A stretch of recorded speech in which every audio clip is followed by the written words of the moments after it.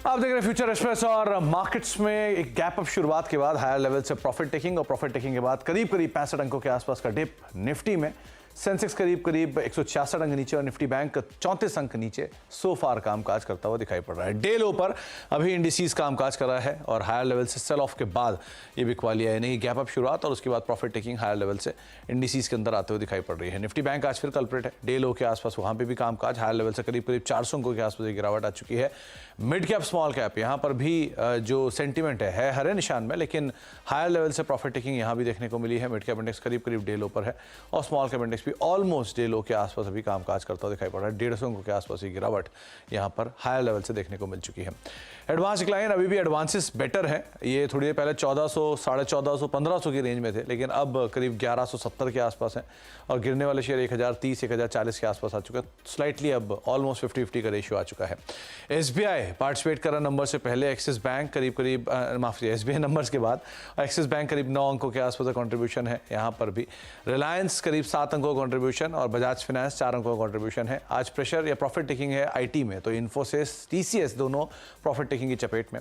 इसके अलावा ICICI bank और HDFC बैंक करीब 17 से अंकों के आसपास का कॉन्ट्रीब्यूशन यहाँ पर भी नेगेटिव साइड पर आता हुआ दिखाई पड़ रहा है। राजेश पालवे सर हमारे साथ मौजूद हैं एक्सिस सिक्योरिटी से, जिनसे हम बातचीत करेंगे मार्केट्स को लेकर भी और इंडिविजुअल स्टॉक्स को लेकर भी। उनसे बातचीत करने से पहले कुछ ऑप्शंस के नंबर आप स्क्रीन पर देखेंगे, जहां पर 21,900, 21,950 और 22,000 के जोन्स पे कॉल राइटिंग है और 21,900, 21,800 और 21,700 के आसपास आपको पुट राइटिंग होते हुए दिखाई पड़ेगी। 21,700 में जल्दी जहाँ पे पुट राइटिंग है। निफ्टी बैंक यहाँ पर कल भी प्रेशर था और आज भी डे लो के आसपास है, तो 45,700, 45,800 और 46,000 के जोन्स पे कॉल राइटर्स हैं।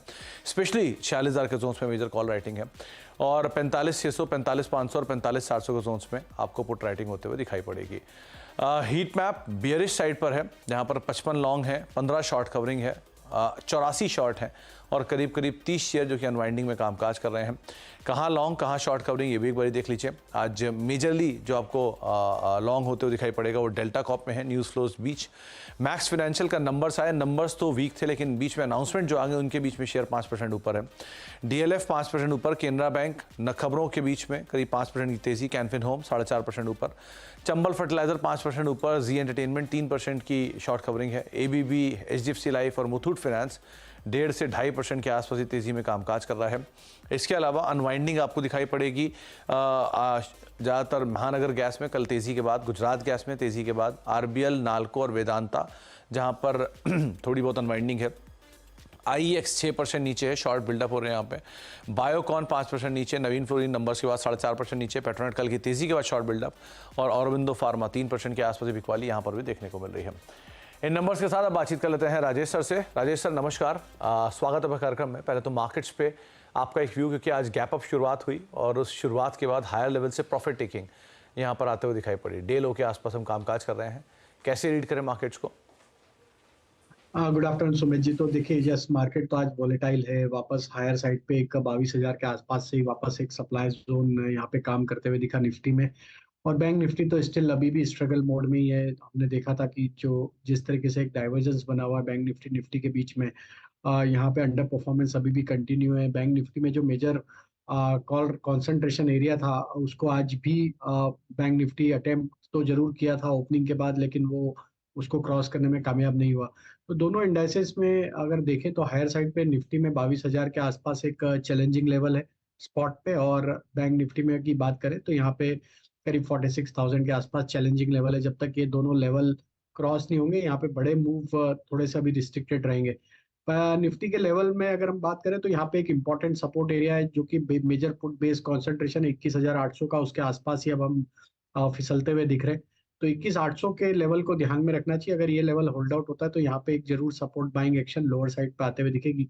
तो ऐसा अभी भी स्ट्रक्चर बियरिश नहीं हुए हैं, जरूर वॉलेटिलिटी है मार्केट में। 21,800 के स्टॉप लॉस से पोजीशन लॉन्ग साइड का रखा जा सकता है निफ्टी में, और ऊपर में 21,950 और 22,000 ये दो लेवल है निफ्टी स्पॉट के। जब तक हमें लगता है कि यहाँ तक के टारगेट के लिए डिप्स में बाय किया जा सकता है 21,800 के स्टॉप लॉस से। तो 21,800 का एक स्टॉप लॉस लेके, यानी क्लोज स्टॉप लॉस, यहाँ से 80 अंक नीचे का एक स्टॉप लॉस लेके आप लॉन्ग जा सकते हैं। राजेश सर मानना है निफ्टी को लेकर जहाँ पर आप लॉन्ग जाएंगे। राजेश सर, निफ्टी बैंक क्योंकि ये ज़्यादा स्ट्रगलिंग मोड पे है जिससे हम बात भी कर रहे हैं, तो इधर अभी अवॉइड करें क्या सिचुएशन? सो देखिए बैंक निफ्टी में प्रॉब्लम ये है कि यहाँ पे प्राइवेट बैंक का पार्टिसिपेशन अभी भी एब्सेंट है। जरूर पीएसयू बैंक एक अच्छा बाइंग का इंटरेस्ट कंटिन्यू करते हुए दिख रहे हैं। As as a whole PSU theme ही चल रही है तो वहाँ पे बाइंग है, लेकिन पीएसयू प्राइवेट बैंक्स का पार्टिसिपेशन नहीं है, जिसके चलते बैंक निफ्टी एक प्रेशर यहाँ पे कंटिन्यू करते हुए दिख रहा है। बैंक निफ्टी की अगर हम लेवल की बात करें तो यहाँ पे हमें लगता है कि बैंक निफ्टी में जब तक 45,800 45,900 के लेवल अब वापस से क्रॉस नहीं होते स्पॉट पे, ये थोड़ा सा स्ट्रगल ही करेगा। जो भी छोटे मोटे उछाल मिलेंगे वहां पे सप्लाई बनेगा। जरूर एक बड़ा कॉल राइटर का आज के सेशन में डेटा बनते हुए दिखा है, जो कि 46,000 की स्ट्राइक पे काफी बड़ी कॉल राइटिंग एक्टिविटी देखने को मिली। उसके बाद अगर हम देखें तो 45,800 के आसपास कॉल कॉन्सेंट्रेशन ऐड होते हुए दिखा है, तो बड़ा शॉर्ट कवरिंग 45,800 के ऊपर बनेगा। डाउन साइड में अगर हम लेवल की बात करें तो यहाँ पे अब बड़ा सपोर्ट जो है बैंक निफ्टी का वो है 45,500 के आसपास, और वो लेवल को ध्यान में रखना चाहिए। और वो लेवल अगर टूटते हैं तो फिर बड़े डाउन मूव भी अनफोल्ड होते हुए दिख सकते हैं। तो अभी 45,500 का ही सपोर्ट है। तो यहाँ पे अभी बाय का ट्रेड अवॉइड करेंगे हम, बिकॉज आज एक्सपायरी डे है। तो 45,800 के ऊपर निकलेगा तो जरूर एक बाय का ट्रेड बनेगा। के ऊपर यहाँ पर बाय ट्रेड बनते हुए दिखाई पड़ेंगे। राजेश सर, कोई इंडिविजुअल कॉल्स जहां पर आप लॉन्ग हो, शॉर्ट हो? तो देखिए एक कंटिन्यूटी बनी है। इंडियन होटल यहाँ पे हमें पसंद आ रहा है। इंडियन होटल में जिस तरीके के स्ट्रक्चर बने हैं यहाँ पे हमें लगता है कि लॉन्ग साइड का ट्रेड कंटिन्यू रहेगा। अपसाइड के टारगेट एक्सपेक्ट कर रहे हैं 535 540 की तरफ। स्टॉप लॉस रखेंगे करीब 512 का। दूसरा स्टॉक हमें लगता है रियल एस्टेट स्पेस, जिसमें एक कंटिन्यूटी बनी हुई है। डीएलएफ हमारी प्रिफर्ड चॉइस है। डीएलएफ में जिस तरीके के स्ट्रक्चर है हमें लगता है डीएलएफ का मोमेंटम फर्दर एक्सटेंड होते हुए दिखेगा। 865 870 की तरफ हम यहाँ पे टारगेट एक्सपेक्ट कर रहे हैं। स्टॉप लॉस जो रखना होगा वो करीब होगा 828 के आसपास।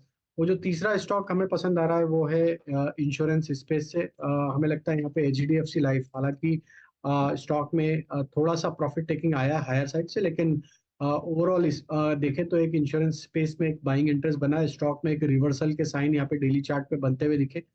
एचडीएफसी लाइफ फ्यूचर यहाँ पे बाय किया जा सकता है। अपसाइड के टारगेट यहाँ पे 635 640 की तरफ आते हुए दिख सकते हैं। स्टॉप लॉस होना चाहिए करीब 598 के आसपास।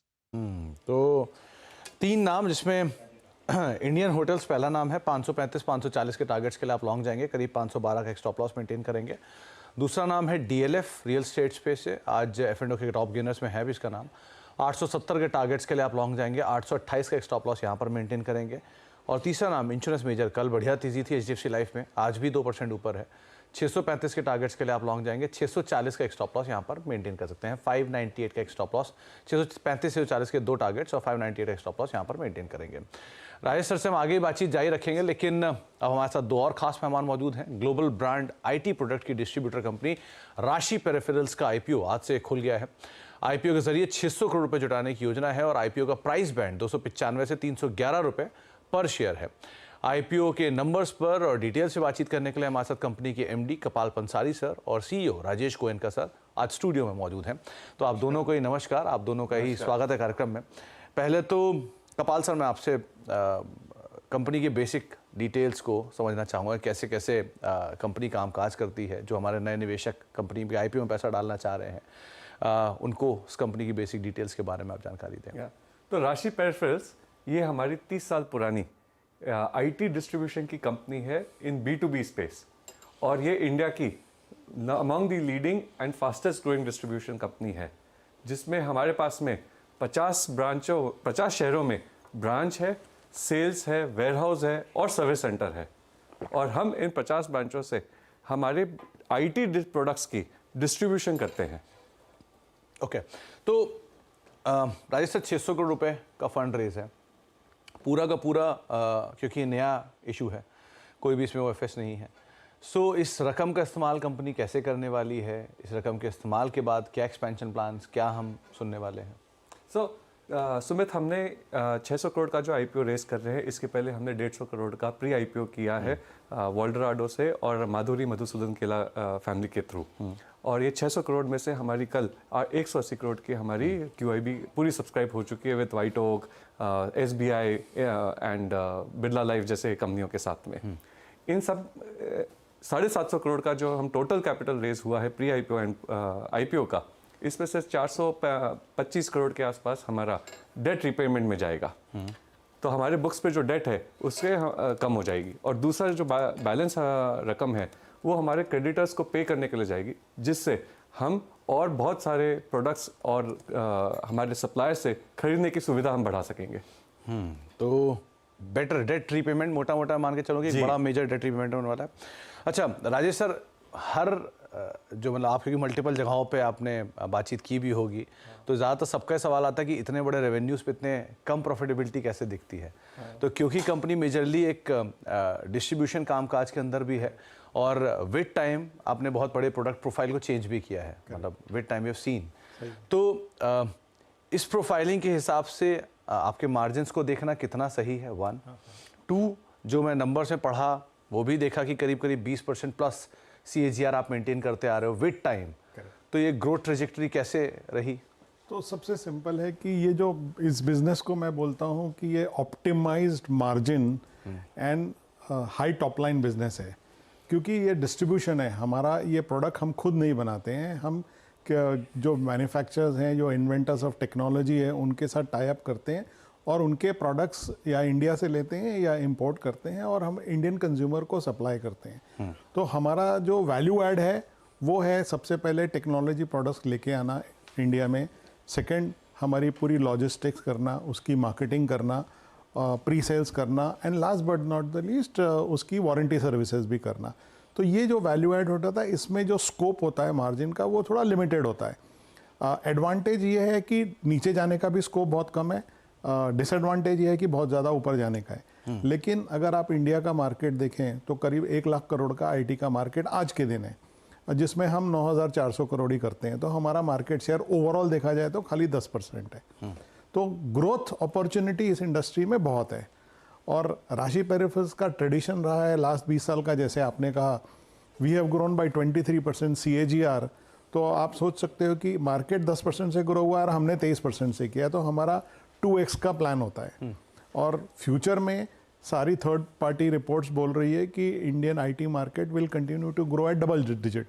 सो अगर मैं डिस्कशन के लिए बोलूँ कि 10% मिनिमम लेता हूँ डबल डिजिट, तो 10% तो हमारा स्टेडी स्टेट ग्रोथ हो गया। प्लस हमने जब नया बिजनेसेस, नए वर्टिकल्स स्टार्ट किए तो उससे हमको एडिशनल बिजनेस आएगा। तो जैसे 2 एग्जांपल मैं देना चाहूँगा यहाँ पे। एक हमने एंटरप्राइज वर्टिकल चालू किया था 4 साल पहले, जहाँ पे हम लोग server, storage, artificial intelligence, machines, GPUs ये सब प्रमोट करते हैं, इसके सॉल्यूशंस। जब शुरू किया था तो ये बहुत छोटा था और उस समय डिमांड भी इसकी बहुत कम थी, लेकिन लास्ट 1-1.5 साल में अगर आप देखोगे तो सब कोई AI वो बोल रहे हैं।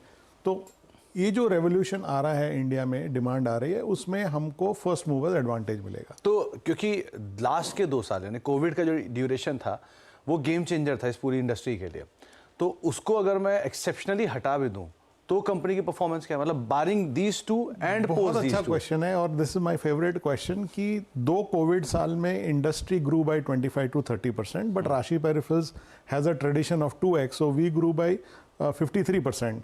और 2 कोविड साल अगर निकाल दूं और मैं पीछे फिर 18-19 साल अगर चला जाऊं तो भी हमारी जो ग्रोथ है वो 20% की है। तो हमारी जो कैगर है ना वो 20, 22, 23% की हमेशा से रही है और बहुत कंसिस्टेंट रही है।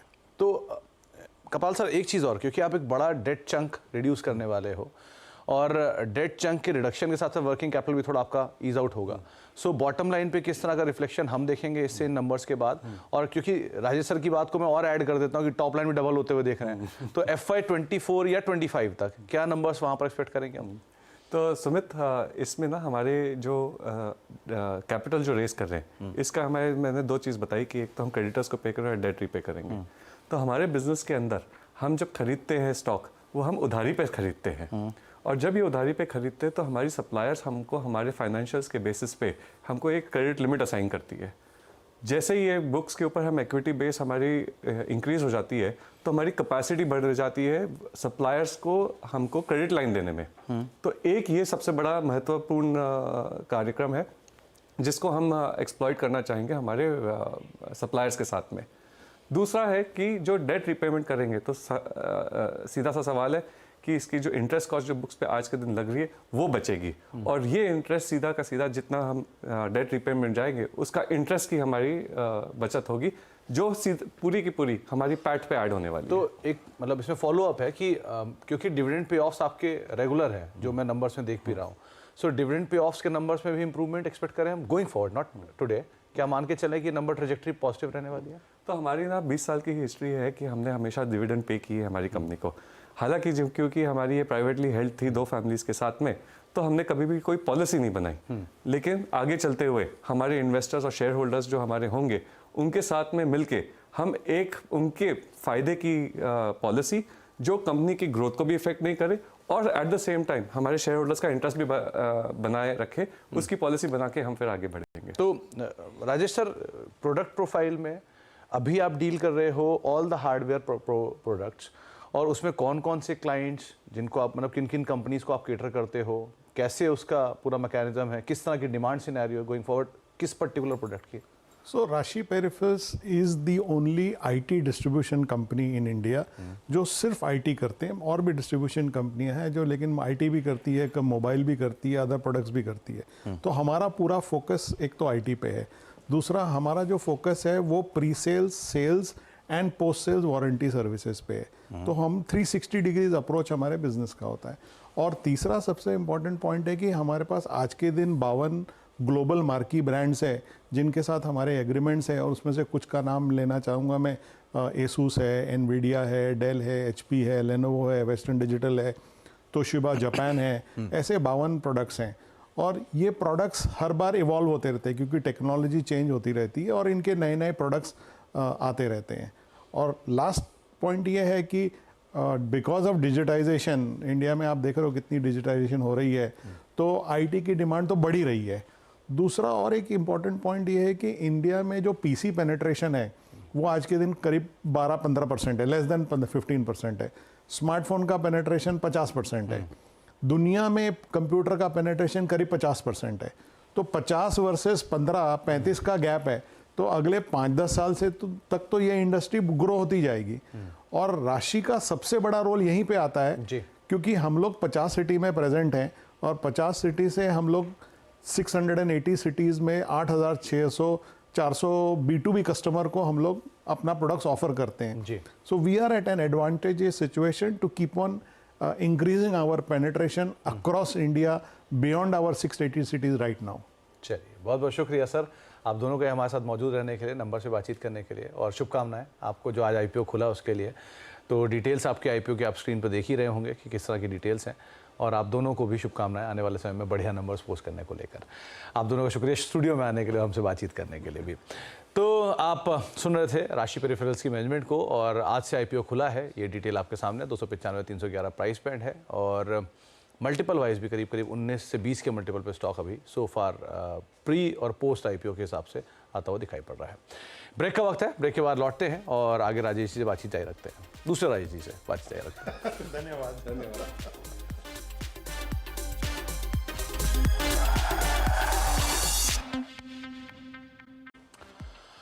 आप देख रहे फ्यूचर एक्सप्रेस, और मार्केट्स में हायर लेवल से प्रॉफिट टेकिंग ज़रूर है और बिकवाली थोड़ी सी ऊपरी तरफ ज़रूर आई है, लेकिन सो फार इंडिसेस फ्लैट साइड पे कामकाज करता हुआ दिखाई पड़ रहा है।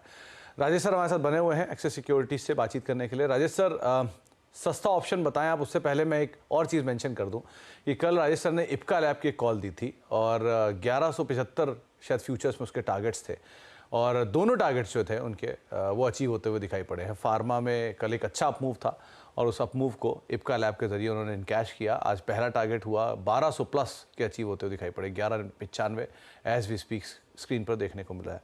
राजेश सर, सही है ना कॉल? और क्या टारगेट आज क्या है सस्ता ऑप्शन? जी बिल्कुल, काफी अच्छा मूव मिला था कल इप्का में, और आई थिंक व्यूअर्स को बेनिफिट जरूर मिला होगा इसका ट्रेड का। आज जो सस्ता ऑप्शन में हमने स्टॉक पसंद किया है वो है मेटल स्पेस से। हमें लगता है मेटल स्पेस में यहाँ पे एक बाइंग इंटरेस्ट बना हुआ है। JSW स्टील पे नजर है। JSW स्टील में एक कंसोलिडेशन का ब्रेकआउट यहाँ पे आते हुए दिख रहा है। डेटा में आज शॉर्ट कवरिंग है, तो 830 की स्ट्राइक का कॉल ऑप्शन बाय करने की सलाह है। स्टॉक में आज के मूव के बाद जिस तरीके से मूव बना है 50 डे मूविंग एवरेज को भी अब रीगेन करने में कामयाब हुआ है।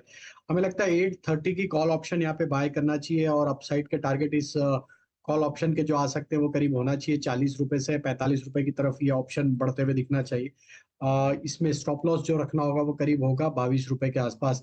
हमें लगता है जेएसडब्ल्यू स्टील में एक बेस यहाँ पे ऑलरेडी बन चुका है और यहाँ पे अब ये मोमेंटम जो बनेगा ये स्टॉक को 855 और 860 की तरफ लेके जा सकता है। तो 830 की कॉल ऑप्शन एक अच्छा प्रॉफिट यहाँ पे जनरेट करते हुए दिख सकता है। तो 830 की कॉल फरवरी की आप देख सकते हैं 29 साढ़े 29 के जोन्स में कामकाज कर रही है। 22 का स्टॉप लेंगे, लॉन्ग साइड पे जाएंगे 40 से 45 के टारगेट्स के लिए। ये राजेश सर की तरफ से एक नया सस्ता ऑप्शन आपको दिया जा रहा है। राजेश सर बहुत बहुत शुक्रिया अपना समय में देने के लिए। आज समय का अभाव था इसलिए आपसे ज़्यादा बातचीत नहीं हो पाई, लेकिन बहुत बहुत शुक्रिया अपना समय में देने के लिए, हमसे चर्चा करने के लिए। एक ब्रेक का वक्त है, ब्रेक के उस पार आशीष आपके साथ मौजूद रहेंगे आज सास बहुर सेंसेक्स लेके।